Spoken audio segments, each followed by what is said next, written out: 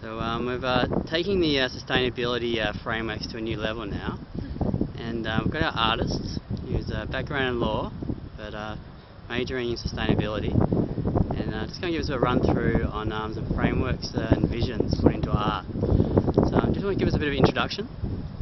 Sure, so my name's and I'm a research consultant at the Institute for Sustainable Futures, which is a faculty of the University of Technology in Sydney. And what Peter has asked me to show today are 5 artworks. 4 are based on all their scenarios, and then 1 is a vision, so an ideal scenario.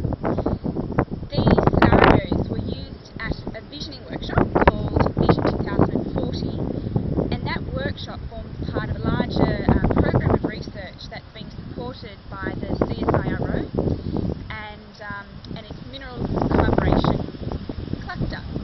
So what we've got here in front of us We'll take you through the some of the visions and the images that we're putting out. Yeah. So for 2040 for mining. So if we just look through this, we'll get the light shining on it so we can get good vision of it. So there's the first image, beautiful artwork. And this was rebased globalism, and we had about 30 participants at the Vision 2040 workshop, and the majority of participants agreed that this is the most likely scenario to actually eventuate in 2040 if Australia continues along its current practices.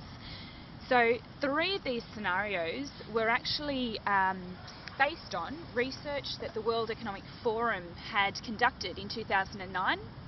So they looked at current trends and found that these 3 scenarios are probably the most plausible different endpoints where we could end up. We also explored with the participants, which was a mix of people from government, people from the mining industry, including Peter from Pinoah, and some other bodies, including a couple of students actually. One other scenario that was used, which wasn't the World Economic Forum scenario and it wasn't plausible, it's more of an ideal scenario, was Raskin's Great Transition. Raskin's Great Transition reflects a more socially and environmentally sustainable scenario, and so it's quite different from the other 3 because it's looking at, or it's emphasising human agency, that we have the ability to shape our future, and a great capacity, reflexive capacity, so we can imagine the future that we want to see, so vision, and then strategise out to achieve that vision.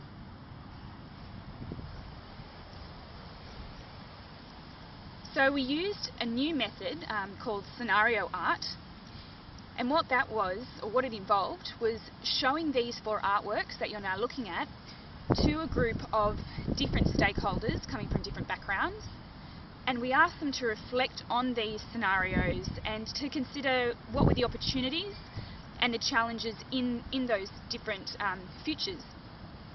We then opened it up for group discussion, and the ultimate purpose was to evoke emotion and a bit of creativity and innovation, so different forms of thinking, because we had people from government, with 3-year long-term thinking, I guess, and 5-year from industry.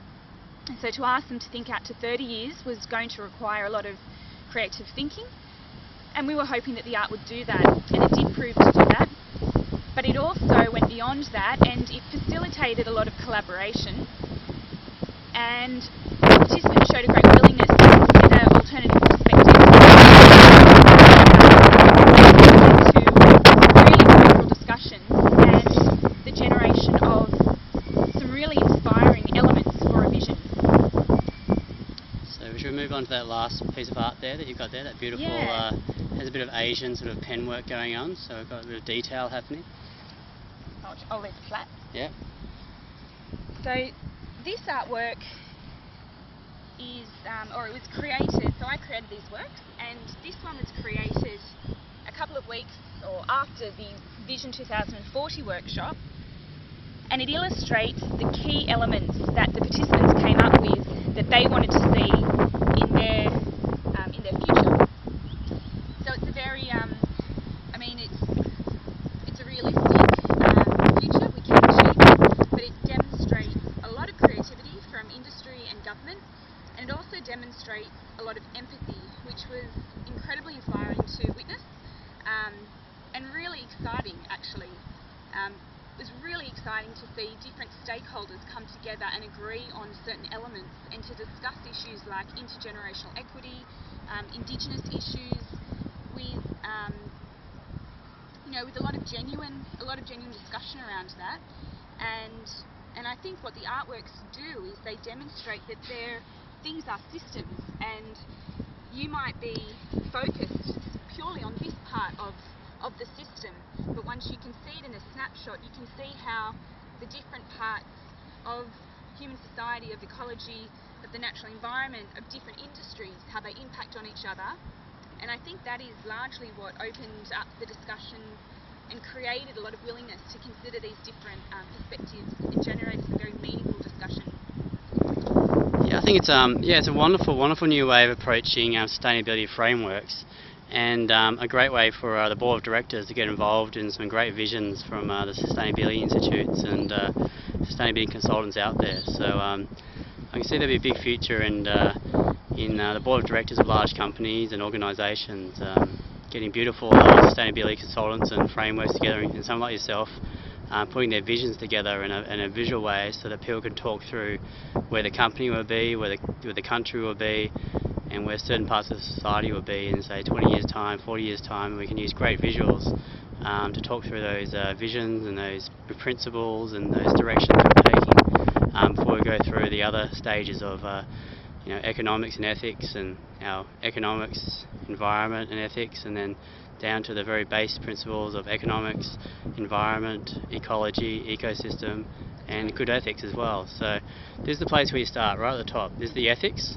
So we start at the ethics, getting the vision together and the principles and the direction from the board of directors, and then we break it down into ethics and economics. So we have to be sustainable with ethics and economics.